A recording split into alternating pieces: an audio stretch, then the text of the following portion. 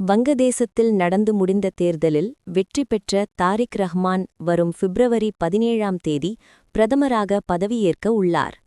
இந்த பதவியேற்பு விழாவில் பங்கேற்க இந்திய பிரதமர் நரேந்திர மோடிக்கு அழைப்பு விடுக்கப்பட்டது.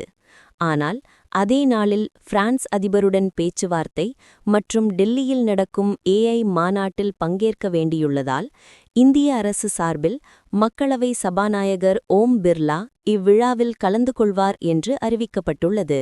ஈரான் மற்றும் அமெரிக்கா இடையே அணுசக்தி ஒப்பந்தம் தொடர்பான 2ஆம் கட்ட பேச்சுவார்த்தை அடுத்த வாரம் ஜெனீவாவில் நடைபெறவுள்ளது.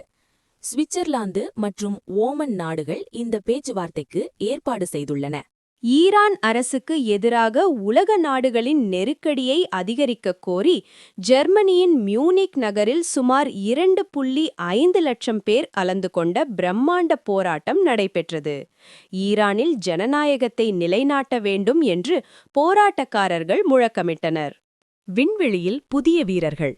சர்வதேச விண்வெளி ஆய்வு மையத்தில் உடல்நலக்குறைவு காரணமாக அவசரமாக திரும்பிய வீரர்களுக்கு பதிலாக அமெரிக்கா, பிரான்ஸ் மற்றும் ரஷ்யாவைச் சேர்ந்த 4 புதிய விண்வெளி வீரர்கள் ஸ்பேஸ்எக்ஸ் விண்கலம் மூலம் வெற்றிகரமாக சென்றடைந்தனர். இந்தியா பாகிஸ்தான் T20 உலகக்கோப்பை மோதல். இலங்கையின் கொழும்புவில் இன்று நடைபெற்ற T20 உலகக்கோப்பை லீக் போட்டியில் இந்தியா பாகிஸ்தான் அணிகள் மோதினர். இந்த போட்டியில் பாகிஸ்தான் கேப்டன் சல்மான் ஆகா டாஸ் வென்று பந்து வீச்சை தேர்வு செய்தார்.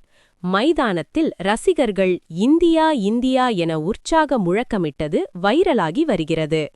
அமெரிக்காவில் இந்திய மாணவர் மரணம். அமெரிக்காவின் பெர்க்லி பல்கலைக்கழகத்தில் படித்து வந்த IIT மெட்ராஸ் முன்னாள் மாணவர் சாகேத் ஸ்ரீனிவாசையா 6 நாட்களாக காணாமல் போயிருந்த நிலையில் இன்று சடலமாக கண்டெடுக்கப்பட்டுள்ளார். இது அமெரிக்க வாழ் இந்தியர்களிடையே பெரும் சோகத்தை ஏற்படுத்தியுள்ளது. இது இன்றைய உலகச் செய்திகள் தொகுப்பு.